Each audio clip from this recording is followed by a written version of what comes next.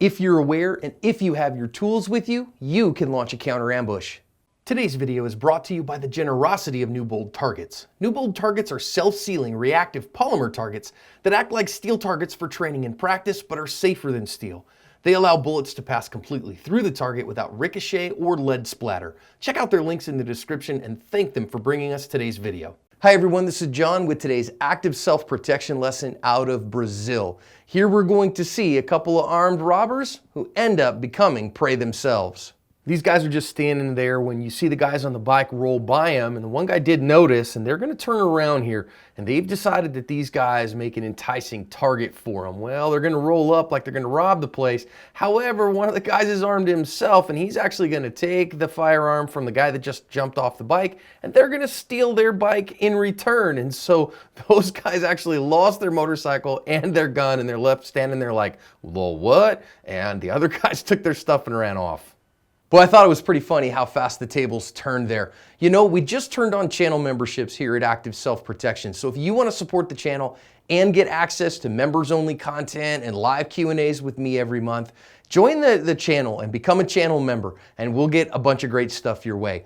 Out of this particular video, I want to talk about some significant lessons about awareness, about having your tools on you, and about launching a counter ambush when you're ready. Let's just start with the beginning of, I don't know if there are any good guys here, okay? This doesn't sound like the way that normal people would be doing business, and I can't tell what the interactions between these two are. Now, if the guys had just held them there or whatever, that would have been one thing, but stealing their motorcycle and just leaving them there kind of makes me think that maybe this could be bad guy related all the way around. So I don't know that there's a good guy here. Let's just set that off at the beginning. But let's learn some lessons anyways as self-defenders. And the first one is I want to pay attention to awareness. You notice here that the guy on our right has paid attention to these guys going by. Now, in the US, it may not be a big deal for two people to ride a motorcycle together, but in many places in Central and South America and the Caribbean, in Asia as well, you see two men riding a motorcycle together, and that is indicative of trouble. And so he's paying attention to his surroundings, and in his world, this is heightened threat awareness. When you see something like this go down, there is a chance, a good chance, that this could be something significantly threatening. So pay attention to your surroundings and know what your markers are in your surroundings, even if it's not two dudes on a bike.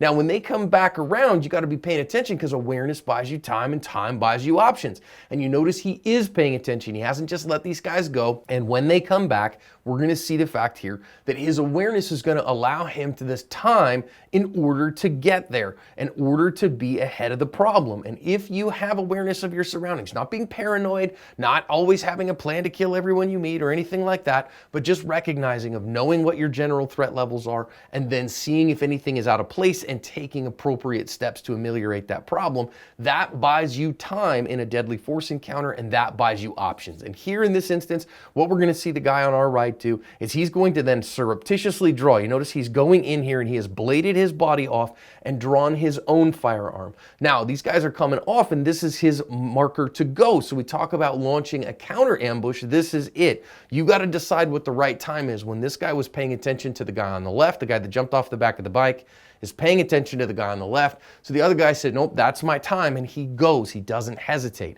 Well, it doesn't go when the guy's got his attention on him, but when his attention is on someone else. And that's very wise in that time to launch the appropriate counter ambush. Now notice here that he's going to bring that gun far back. And you notice that's a great thing here from a tactics perspective because he's within arm's distance of the guy. If he sticks that gun out in his face, then that guy can grab the gun. Instead, he holds the gun back and deflects the guy who's jumped off the motorcycle's gun as well. Now, I don't necessarily think that pulling the gun way up with his elbow all chicken winged up was the right idea. Definitely prefer something like a thumb pectoral index that Craig Douglas teaches and people like that. But at least he's keeping the gun away from him and can make effective hits from that environment if he needs to. Now, from here, friends, again, I'm not saying that taking all their stuff and leaving them off here and hey, free bike is the right way to go. I don't think good people would do that and take their guns and take their motorcycle and run off. But I think there are some good lessons here about awareness, about keeping your tools on you as well, because if this guy didn't have his own gun on him, he couldn't have done any of these things. I think there are lessons here as well about launching the correct counter ambush, using your firearm correctly, and maybe getting out of the danger zone to cover your asp.